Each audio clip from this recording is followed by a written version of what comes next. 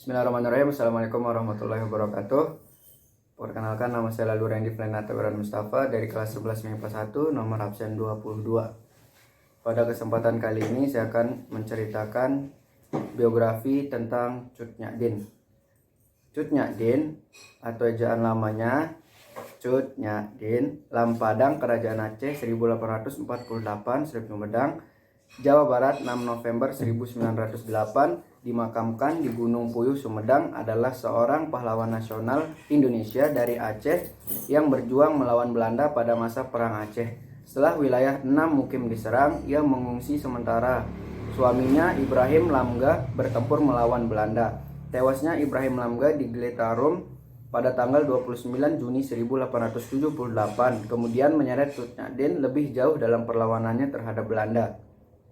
Pada tahun 1880, Cut Nyak menikah dengan Tengku Umar. Setelah sebelumnya ia dijanjikan dapat ikut turun di medan perang jika menerima lamaran tersebut. Dari pernikahan ini, Cut Nyak memiliki seorang anak yang diberi nama Cut Gambang. Setelah pernikahannya dengan Tengku Umar, Cut Nyak bersama Tengku Umar bertempur bersama melawan Belanda. Namun pada tanggal 11 Februari 1899, Tengku Umar gugur. Hal ini membuat Cut Nyak berjuang sendirian di pedalaman Melabuh bersama pasukan kecilnya. Usia Cut Nyak yang saat itu sudah relatif tua serta kondisi tubuh yang digerogoti berbagai penyakit seperti encok dan rabun membuat satu pasukannya yang bernama Pang Laut melaporkan keberadaannya karena iba. Ia akhirnya ditangkap dan dibawa ke Banda Aceh. Di sana ia dirawat dan penyakitnya mulai sembuh. Keberadaan Cut Nyak yang dianggap masih memberikan pengaruh kuat terhadap perlawanan rakyat Aceh serta hubungannya dengan pejuang Aceh yang belum tertangkap membuatnya kemudian diasingkan ke Sumedang. Cut Nyak meninggal pada tanggal 6 November 1908 dan dimakamkan di Gunung Puyuh, Sumedang. Nama Cut Nyak kini diabadikan sebagai Bandar Udara Cut Nyak Nagan Raya di Melabuh. Kehidupan awal. Cut Nyak dilahirkan dari keluarga bangsawan yang taat beragama di Aceh Besar, wilayah 6 Mukim pada tahun 1848. Ayahnya bernama Tengku Nanta Seutia, seorang uli balang 6 Mukim, yang juga merupakan keturunan Datuk Mahudum Sati, perantau dari Minangkabau. Datuk Mahudum Sati merupakan keturunan dari Laksamana Muda Nanta yang merupakan perwakilan Kesultanan Aceh pada zaman pemerintahan Sultan Iskandar Muda di Pariaman. Datuk Mahudum Sati mungkin datang ke Aceh pada abad ke-18 ketika Kesultanan Aceh diperintah oleh Sultan Jamalul Badrul Munir. Sedangkan ibunya merupakan putri Ule Balang Lampagiu. Pada masa kecilnya, Cut Nyak adalah anak yang cantik. Ia memperoleh pendidikan pada bidang agama yang dididik oleh orang tua atau guru agama dan rumah tangga, yaitu memasak, melayani suami, dan yang menyangkut kehidupan sehari-hari yang dididik baik oleh orang tuanya.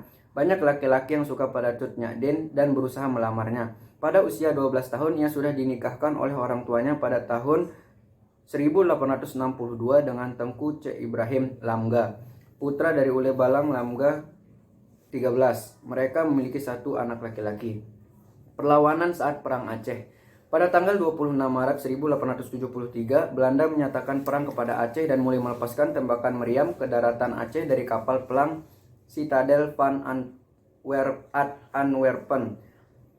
Perang Aceh pun meletus. Pada perang pertama, yaitu 1873 sampai dengan 1874, Aceh yang dipimpin oleh Panglima Polim dan Sultan Mahmud Shah bertempur melawan Belanda yang dipimpin Johan Harmen Rudolf Kohler. Saat itu Belanda mengirim 3.198 prajurit. Lalu pada tanggal 8 April 1873, Belanda mendarat di pantai Ceurumen di bawah pimpinan Kohler dan langsung bisa menguasai Masjid Raya Baitur Rahman dan membakarnya. Kesultanan Aceh dapat memenangkan perang pertama. Ibrahim Lamga yang bertarung di garis depan kembali dengan sorak kemenangan, sementara Kohler tewas tertembak pada April 1873. Pada tahun 1874 sampai dengan 1880, di bawah pimpinan Jenderal Jan van Swieten, daerah 6 Mukim dapat diduduki Belanda pada tahun 1873, sedangkan Keraton Sultan jatuh pada tahun 1874. Cut Nyak dan bayinya akhirnya mengungsi bersama ibu-ibu dan rombongan lainnya pada tanggal 24 Desember 1875. Suaminya selanjutnya bertempur untuk merebut kembali daerah 6 Mukim. Ketika Ibrahim Lamga bertempur di Geletarum, ia tewas pada tanggal 29 Juni 1878. Hal ini membuat Cut Nyak Dien sangat marah dan bersumpah akan menghancurkan Belanda. Tengku Umar, tokoh pejuang Aceh, melamar Cut Nyak Dien. Pada awalnya, Cut Nyak Dien menolak, namun karena Tengku Umar mempersilahkannya untuk ikut bertempur dalam medan perang, Cut Nyak Dien akhirnya menerimanya dan menikah lagi dengan Tengku Umar pada tahun 1880. Hal ini meningkatkan moral semangat perjuangan Aceh melawan Kaphe Ulanda atau Belanda kafir. Nantinya Cut Nyak Dien dan Tengku Umar memiliki anak yang diberi nama Cut Gambang. Perang dilanjutkan secara gerilya dan dikobarkan perang fisabilillah. Sekitar tahun 1875, Tengku Umar melakukan gerakan dengan mendekati Belanda dan hubungannya dengan orang Belanda semakin kuat. Pada tanggal 30 September 1893, Tengku Umar dan pasukannya yang berjumlah 250 orang pergi ke Kutaraja dan menyerahkan diri kepada Belanda. Belanda sangat senang karena musuh yang berbahaya mau membantu mereka, sehingga mereka memberikan Tengku Umar gelar Tengku Umar Johan Pahlawan dan menjadikannya komandan unit pasukan Belanda dengan kekuasaan penuh. Tengku Umar merahasiakan rencana untuk menipu Belanda, meskipun ia dituduh sebagai pengkhianat oleh orang Aceh. Cut Nyak Dien berusaha menasihatinya untuk kembali melawan Belanda, namun Tengku Umar masih terus berhubungan dengan Belanda. Umar lalu mencoba untuk mempelajari taktik Belanda, sementara pelan-pelan mengganti sebanyak mungkin orang Belanda di unit yang ia kuasai. Ketika jumlah orang Aceh pada pasukan tersebut cukup, Tengku Umar melakukan rencana palsu pada orang Belanda dan mengklaim bahwa ia menyerang basis Aceh. Tengku Umar dan Cut Nyak Dien pergi dengan semua pasukan dan perlengkapan berat, senjata dan amunisi Belanda, lalu tidak pernah kembali. Pengkhianatan ini disebut Het Verraad van Tengku Umar atau pengkhianatan Tengku Umar.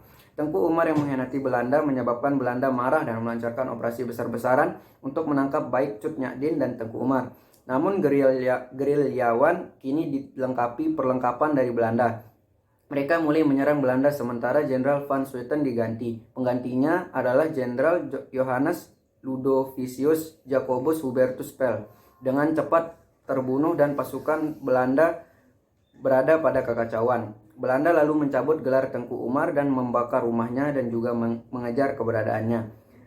Dien dan Umar terus menekan Belanda lalu menyerang Banda Aceh, Kutaraja dan Melabuh bekas basis Tengku Umar, sehingga Belanda terus-terusan mengganti jenderal yang bertugas. Unit Merecucaus lalu dikirim ke Aceh. Mereka dianggap biadab dan sangat sulit ditaklukkan oleh orang Aceh. Selain itu, kebanyakan pasukan De Marsouci merupakan orang Tionghoa Ambon yang menghancurkan semua yang ada di jalannya. Akibat dari hal ini, pasukan Belanda merasa simpati kepada orang Aceh dan Van der Heyden membubarkan unit De Marsouci. Peristiwa ini juga menyebabkan kesuksesan jenderal selanjutnya karena banyak orang yang tidak ikut melakukan jihad kehilangan nyawa mereka, dan ketakutan masih tetap ada pada penduduk Aceh. Jenderal Johannes Benedictus van Hees memanfaatkan ketakutan ini dan mulai menyewa orang Aceh untuk memata-matai pasukan pemberontak sebagai informan, sehingga Belanda menemukan rencana Tengku Umar untuk menyerang Melabuh pada tanggal 11 Februari 1899. Akhirnya Tengku Umar gugur tertembak peluru. Ketika Cut Gambang, anak Cut Nyak Dien, menangis karena kematian ayahnya, ia tertampar oleh ibunya yang lalu memeluknya dan berkata, "Sebagai perempuan Aceh, kita tidak boleh menumpahkan air mata pada orang yang sudah syahid." Cut Nyak Dien lalu memimpin perlawanan melawan Belanda di daerah pedalaman Melabuh bersama pasukan kecilnya dan mencoba melupakan suaminya. Pasukan ini terus bertempur sampai kehancurannya pada tahun 1901 karena tentara Belanda sudah terbiasa berperang di medan daerah Aceh. Selain itu, Cut Nyak Dien sudah semakin tua, matanya sudah mulai rabun, dan ia terkena penyakit encok dan juga jumlah pasukannya terus berkurang, serta sulit memperoleh makanan. Hal ini membuat iba para pasukan-pasukannya. Anak buah Cut Nyak Dien yang bernama Pang Laut melaporkan lokasi markasnya kepada Belanda karena iba. Akibatnya Belanda menyerang markas Cut Nyak Dien di Butong Le Sagu. Mereka terkejut dan bertempur mati-matian. Dien berusaha mengambil rencong dan mencoba untuk melawan musuh, namun aksi Dien berhasil dihentikan oleh Belanda. Cut Nyak Dien ditangkap, sementara Cut Gambang berhasil melarikan diri ke hutan dan meneruskan perlawanan yang sudah dilakukan oleh ayah dan ibunya.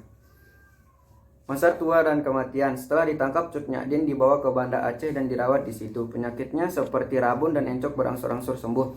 Namun Cut Nyak Dien akhirnya dibuang ke Sumedang, Jawa Barat karena ketakutan Belanda bahwa kehadirannya akan menciptakan semangat perlawanan dan juga karena ia terus berhubungan dengan pejuang yang belum tunduk.